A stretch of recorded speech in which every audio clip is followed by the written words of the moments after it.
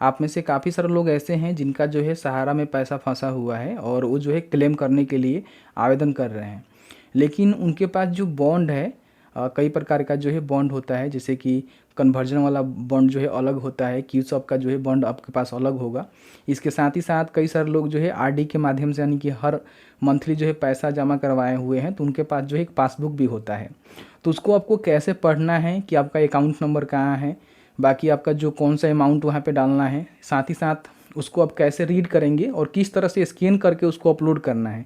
क्योंकि मेरे पास जो है तीनों तरह का बॉन्ड हम आपको दिखाएंगे, जैसे कि क्यूसअप वाला भी दिखाएंगे, जो अपने डबल के लिए अप्लाई मतलब जमा किया हुआ है उसका भी दिखाएंगे, कन्वर्जन वाला भी दिखाएंगे और पासबुक भी आपको दिखाएंगे।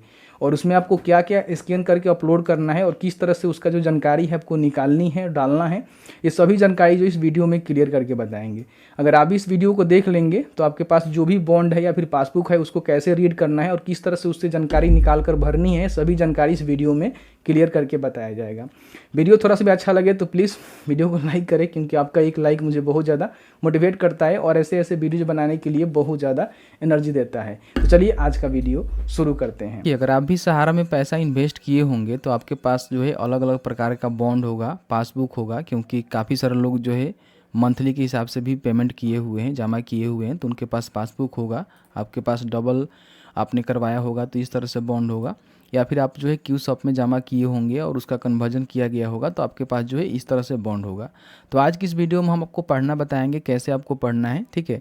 क्योंकि आप यहाँ पे फॉर्म को फिल करने आएंगे तो यहाँ पे जो है सभी जानकारी मांगा जा रहा है, तो आपके पास जो भी बॉन्ड है, पासबुक है या फिर किसी भी प्रकार का कोई भी बॉन्ड है, उसके अकॉर्डिंग आपको जानकारी कैसे भरनी है, अकाउंट नंबर कैसे खोजना है, अमाउंट नंबर में जो जमा राशि पूछ रहा है यहाँ पे जमा राशि जो है एक्चुअल आपको कौन सी डालनी है, किस तरह से डॉक्यूमेंट्स को स्कैन करके अपलोड करनी है, उसकी हम जानकारी आपको प्रोवाइड करेंगे। देखिए, सबसे पहले हम बात कर लेते हैं कि अगर आपके पास इस तरह का बॉन्ड होगा जो कि क्यूसॉप का होगा, तो कई बार क्या हुआ है कि क्यूसॉप का जो बॉन्ड है ना उसको कन्वर्जन में कन्वर्ट किया गया है। मतलब कि देखिए यहाँ पे मेरे पास जो है क्यूसॉप का यहाँ पे बॉन्ड है जो कि 44,500 रुपये का यहाँ पे है, ठीक है।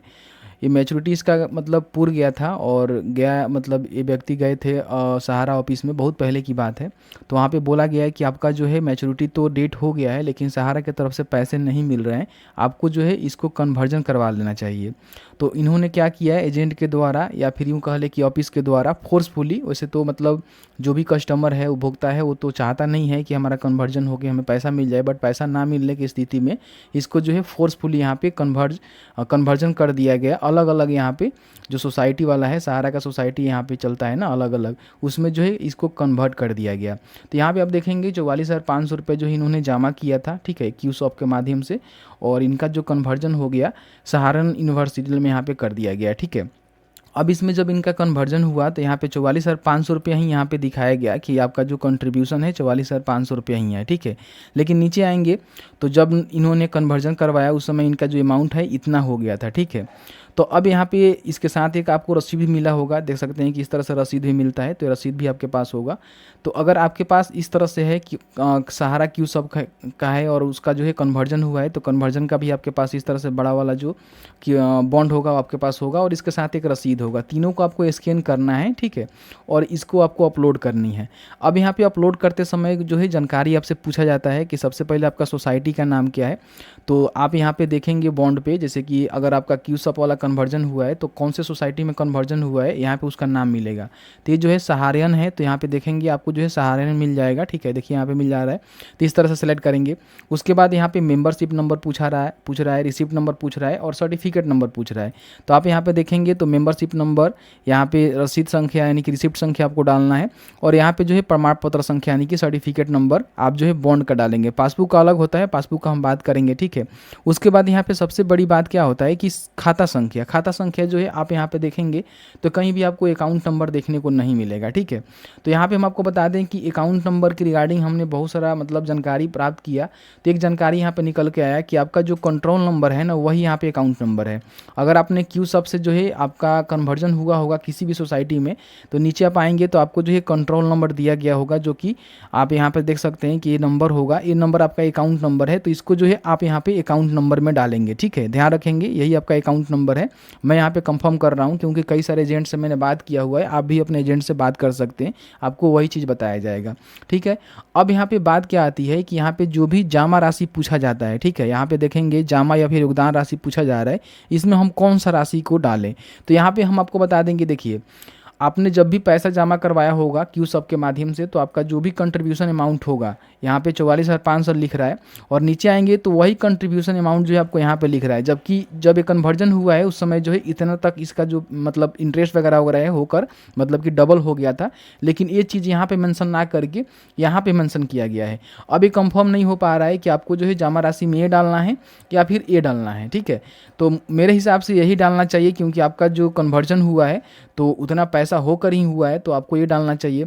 और कितने दिनों के लिए कन्वर्जन हुआ है यहाँ पे ये भी बताया गया है, जैसे कि आप यहाँ पे देखेंगे कि 64 मंथ के लिए जो है इनका कन्वर्जन हुआ है। अब इसके हिसाब से इनका मैच्योरिटी जो है और ज़्यादा होगा। ठीक है, और कब हुआ है, 28/2/2019 को हुआ है। डेट भी आपको यहाँ पे मिल जाएगा, फिर यहाँ भी आप डेट देख सकते हैं क्योंकि यहाँ पे जो है डेट भी पूछता है। ठीक है, और यहाँ पे आप में से काफ़ी सारे लोग ये भी कहते हैं ना कि हमारा मैच्योरिटी नहीं पूरा हुआ है तो क्या हम फॉर्म को फिल कर सकते हैं। बिल्कुल भाई, फिल कर सकते हैं, कोई भी प्रॉब्लम नहीं है। अगर आपने 22 मार्च 2022 से पहले खाता खुलवाया हुआ है, मतलब कि पैसा जमा किया हुआ है सहारा में, तो आप जो यहाँ पे अपना क्लेम के लिए आवेदन कर सकते हैं।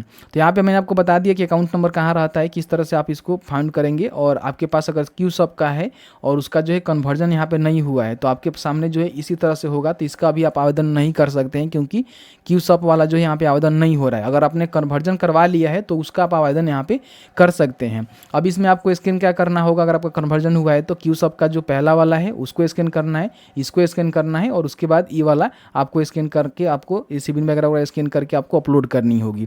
तो मैंने आपको जो है पहला जानकारी यहाँ पे प्रोवाइड करवा दिया कि अगर आपके पास क्यू सब वाला है और उसको कन्वर्ट किया गया है, मतलब कन्वर्जन किया गया है, तो उसके हिसाब से किस तरह से जानकारी निकालेंगे, कितना आपको अमाउंट डालना है।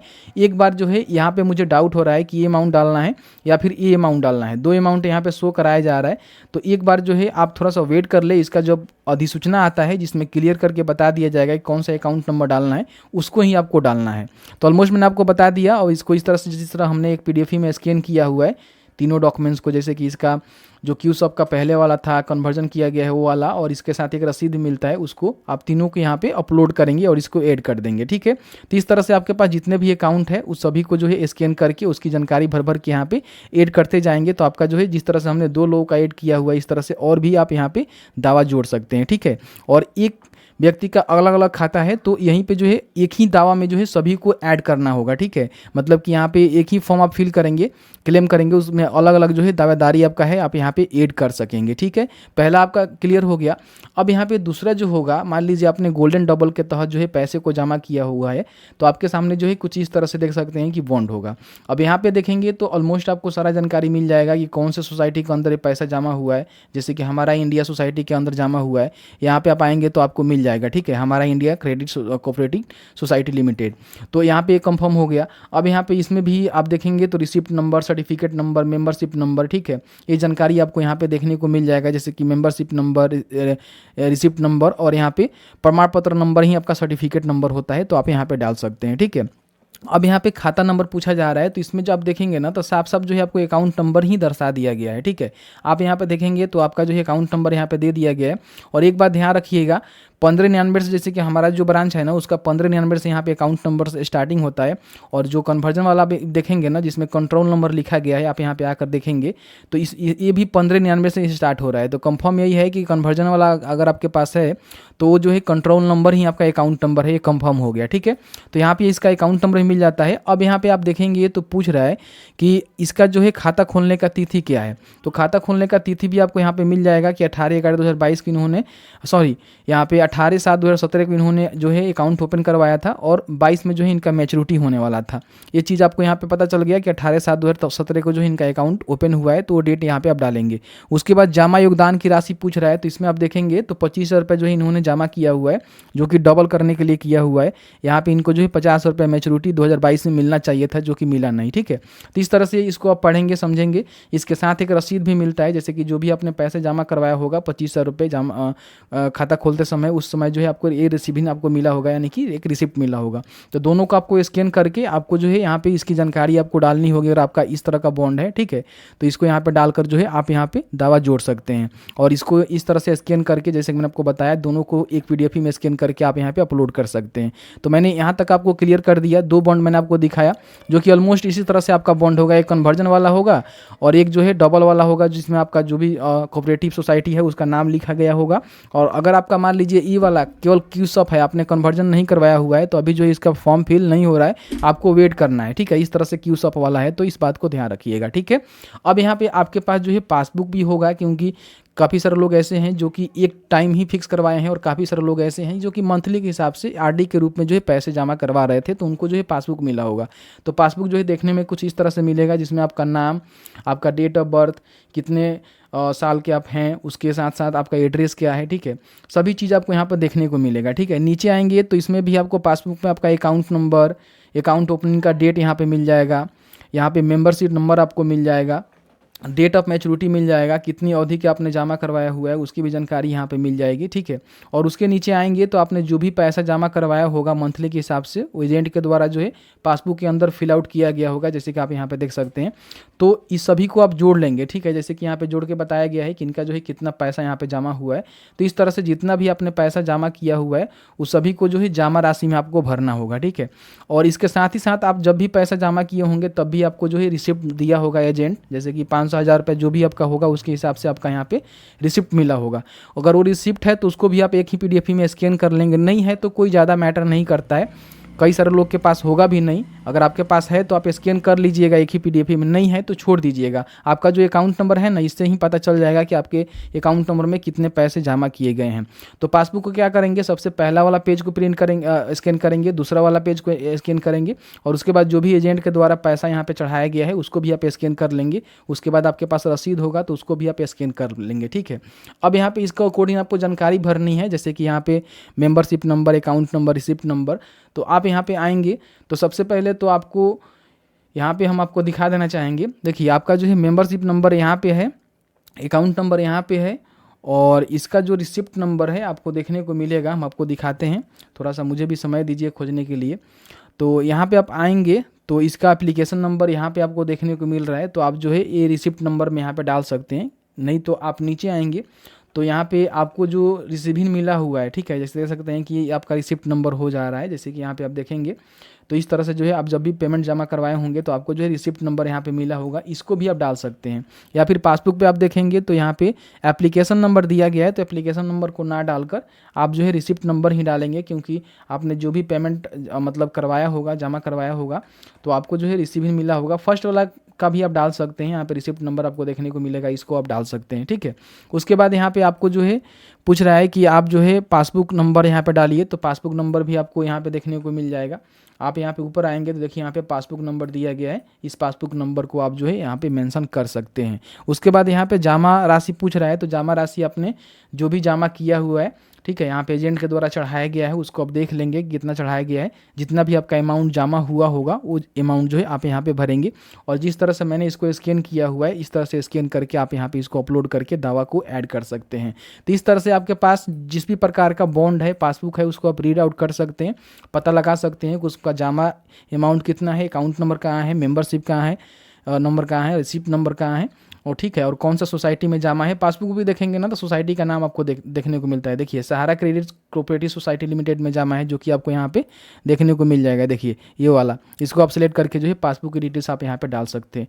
तो ऑलमोस्ट मैंने आपको सारा जानकारी बता दिया है कि इस तरह से आपके पास किसी प्रकार का कोई भी बॉन्ड है उसको आप पढ़ सकते हैं, अकाउंट नंबर निकाल सकते हैं, जमा राशि निकाल सकते हैं, और किस तरह से स्कैन करके आपको अपलोड करनी है। ऑलमोस्ट मैंने आपको सारा जानकारी प्रोवाइड करवा दिया है।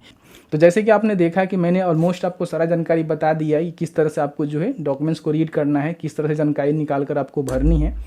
एक बात का ध्यान रखिएगा, जो कन्वर्जन वाला है ना, वहाँ पे 2 अमाउंट दिया हुआ है, तो वहाँ पे थोड़ा सा कन्फ्यूजन क्रिएट हो रहा है, तो थोड़ा सा वेट कर लीजिए। इसका जो डिटेल्स नोटिफिकेशन आ रहा है केंद्र विभाग के जो रजिस्ट्रार है उनके माध्यम से, सहकारिता विभाग के, तो वहाँ पे क्लियर हो पाएगा कि कौन सा अमाउंट वहाँ पे क्लेम में डालना है।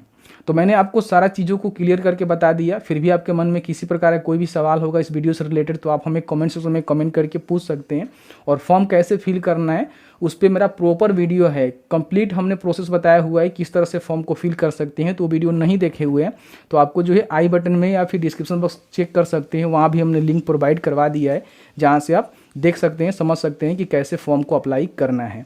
और इससे जुड़े और भी जानकारी के लिए जो है जल्द एक वीडियो आ रहा है कि जिनका डेथ हो गया है, जिनका स्पेलिंग मिसमैच है, इसका लास्ट डेट कब तक है, किस तरह से आप क्लेम आपको मिलेगा, साथ ही साथ जिनके आधार कार्ड मोबाइल नंबर लिंक नहीं है, आधार सीडिंग नहीं है, वो किस तरह से फॉर्म को फिल करेंगे, उनको क्या करना है। तो जस्ट ये बाद में वीडियो आपको आएगा। तो बस आज की इस वीडियो में इतना ही। वीडियो अच्छा लगा है तो वीडियो को लाइक करें। चलिए मिलते हैं एक नए वीडियो में एक नए टॉपिक के साथ। तब तक के लिए वीडियो देखने के लिए आपका बहुत बहुत धन्यवाद। आप जहाँ भी रहें सुरक्षित रहें, स्वस्थ रहें। बहुत बहुत धन्यवाद।